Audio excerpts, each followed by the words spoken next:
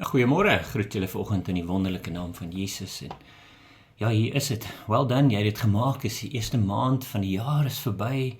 January, daai maand wat almal sê het like 150 dae en maar dis 'n blessing, nee, om te weet hier staan ons aan die begin van Februarie, begin van die wêreld bekend staan as die maand van liefde. As die maand van liefde. En is op so 'n mooi manier gaan ons ook hierdie maand, en ek gaan 'n paar weke vat om net deur wat is jou gedagte en jou idee van liefde uit te wys in God se woord. Dis nie my opinie nie, dis nie wat die wêreld wil hê jy moet glo nie, maar ek dink baie van ons sit daar so en ons kyk televisie en ons kyk programme en ons sien dinge en dan sê ons dit is liefde. As ek net dit in my lewe kan hê, dan het ek liefde. As ek dit net in my lewe ervaar, dan het ek liefde ervaar. En tog moet ons altyd teruggaan na God se woord toe. En dis hoekom die profeet Hosea, Ou Testamentiese profeet, hy is die een wat liefde vir ons so mooi uitbeeld. Ek meen onthou, hy het geskryf lank voor Christus, en ons het nou die gedagte om te sê, dit is ware liefde, dat jy jou lewe sal offer vir iemand jou vyand, iemand wat teen jou gesondig het, iemand wat iets teen jou gedoen het. Dis die prentjie van ware liefde wat Christus vir my en vir jou kom wys het aan die kruis. Maar plaas jouself hierso waar die Israeliete hulle self vind in Hosea. Hosea is 'n profeet van die Ou Testament, en die eerste 3 hoofstukke van Hosea, net om julle weer terug te bring, dit is Hosea God gaan na Hosea toe. Ek meen, Hosea bid en hy vra en hy wag op die Here, en die Here sê vir hom, gaan trou met 'n prostituut. Ek meen, gaan trou met 'n vrou wat vuil is, met 'n vrou wat minder is, as dis wat die wêreld vir jou sal sê, om te sê, gaan trou met daai vrou. En hy gaan en hy doen dit uit gehoorsaamheid aan God, hy gaan en doen dit, en wat doen sy? Ek meen, na die eerste kind, dan is sy ontrou. Dan loop sy weg, dan gaan sy aan met haar besigheid, dan kom sy weer terug en hy is nog steeds lief vir haar. En hy het 'n tweede kind by haar en dan gaan hy aan en dan gaan sy aan en sy doen weer ongoddelike dinge. Sy is weer ontrou. Maar God sê vir Hosea, bly aan, lief wees vir haar, want sy sal terugkom na jou toe. Dis die eerste 3 hoofstukke van Hosea. Dan lees ons van Hosea 4 tot 12, 13, dan hoor ons maar net God wat deur Hosea die profeet praat, en hy sê vir hom, julle mense, julle Israel, julle volk is ongehoorsaam, julle volk is ontrou, julle volk doen dinge wat ek nie wil hê nie, wat God nie wil hê nie. Hy het dit nie, hy het beter dinge in stoor as hierdie klein dingetjies waarmee hulle self besig vind. En dis asof God die hele tyd net daai liefde uitwys aan ons. Ek meen, ja, dis Israel hierso, maar ons vandag lees daai selfde daardeur. En dan kom hy hierso in hoofstuk 14 en hy eindig dit na 30 jaar van praat en soebat en smeek met die volk Israel, kom hy en hy praat en hy skryf 'n persoonlike boodskap aan my en jou. En God wil hê jy moet mooi luister. En ons gaan hom opdeel in 'n paar weke, want ek wil regtig, my hartsbegeerte is regtig tyd in Hosea sal spandeer, en jouself in daai storie inwerk, om te sê, hoe sal dit voel?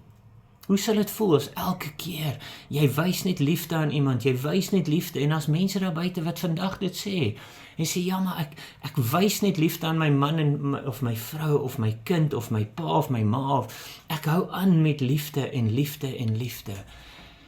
Maar elke keer, hulle kom terug, hulle sê hulle is jammer, dan gaan hulle weer uit, en hulle doen dinge, wat my seer maak. En dan sê ons hierso, hoe klink liefde vir jou? Hoe klink liefde? Die eerste een waarna ons gaan kyk hierso is, hoe klink liefde vir jou? Hoe klink dit vir jou? En hier sien ons dit so mooi opgewerk, ek meen, in Hosea, hoofstuk 14, vers 2 en 3. Dis al wat ons gaan lees net vandag, ons gaan net hier fokus op 2 en 3. Hy sê, bekeer jou Israel. Hoe klink liefde vir jou? En hier kom God en hy sê vir ons as mens, hy sê, bekeer jou Israel, tot die Here jou God. Daai is persoonlik, daai is so 'n mooi wonderlike boodskap daarso, en ek wens baie mense sal net hulle oë oopmaak en hulle ore oopmaak om te sê, hoe klink dit vir jou? Hey, van die woorde wat ons baie keer spreek is woorde wat ons seermaak. Maar dis woorde wat die waarheid praat. En hoe min van ons in ons verhoudings praat die waarheid vandag. Ek meen, daar is geen twyfel in wat ons moet doen as volk om God se liefde te ervaar nie, ten volle te ervaar. En hier kom hy, bekeer jou Israel tot die Here wie? Jou God. Nie 'n God wat daar is nie iemand se God nie klein G God, weet daai pagan gode wat hulle aanbid het nie. Nee, kom terug na jou God, die een wat jou gevorm het, die een wat jou geskape het in sy beeld. Dis wat God hierso vir ons sê.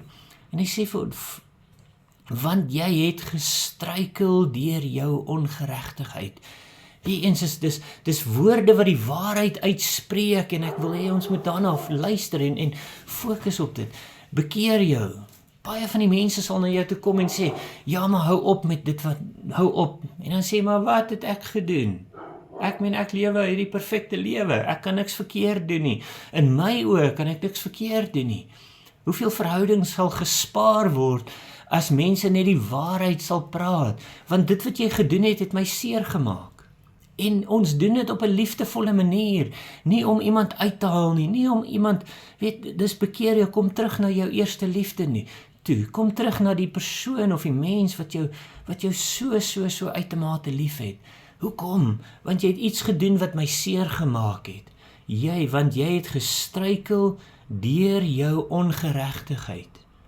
Deur jou ongeregtigheid. Wat is daai woord ongeregtigheid? Wel, jy het ander gode aanbid, jy het ander dinge bo my gesit, jy het dinge gedoen wat my seer gemaak het, jy het dinge gesê wat my dalk seer gemaak het, en ek sê, asseblief, ek wil nie hê, jy moet dit nog verder aangaan met hierdie nie.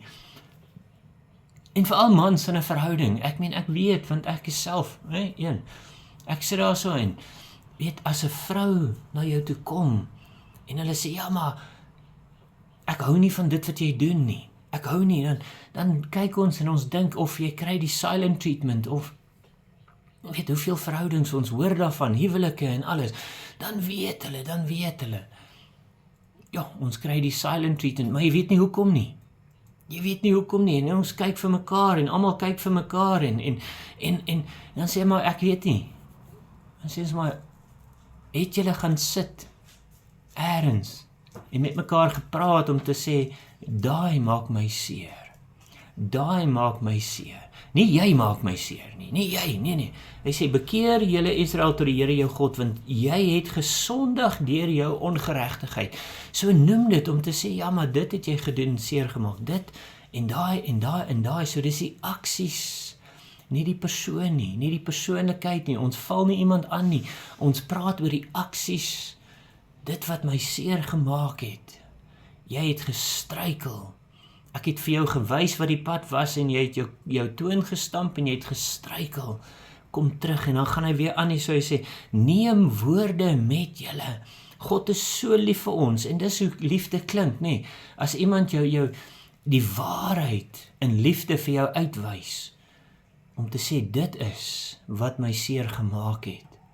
En dan sê hy ook vir ons die wonderlikste ding daar, hy sê ook vir ons, vat hierdie woorde, dis hoe jy moet reageer, dis wat jy moet sê, in daai tyd van emosies en alles moet jy stil bly, maar dit is die woorde, hy sê vir jou, neem woorde met julle, en bekeer julle tot die Here, weer eens, so neem woorde, so God kom en hy wys vir ons uit sy almag, uit sy godheid, uit sy goedheid, uit sy genade, kom God en hy sê vir ons wat ons moet doen.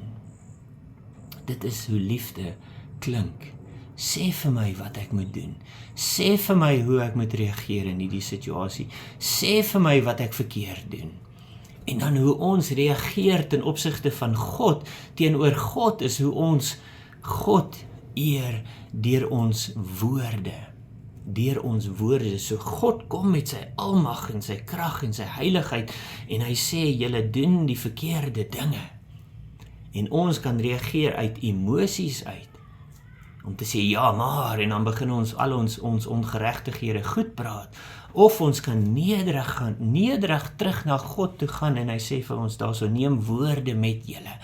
So hy sê, spreek iets uit oor dit wat hulle doen. Hy sê, vergeef my asseblief, Here.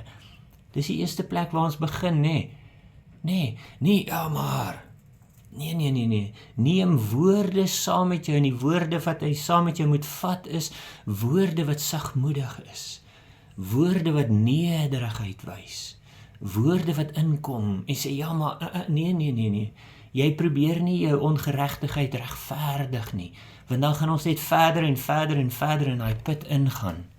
Jy kom hierso en jy probeer nederig wees voor God. En hy sê, ja, vergeef alle ongeregtigheid, asseblief Here, vergewe my, asseblief my vrou, asseblief my man, asseblief my pa, my ma, my kind, asseblief vergewe my ongeregtigheid, en neem aan wat goed is.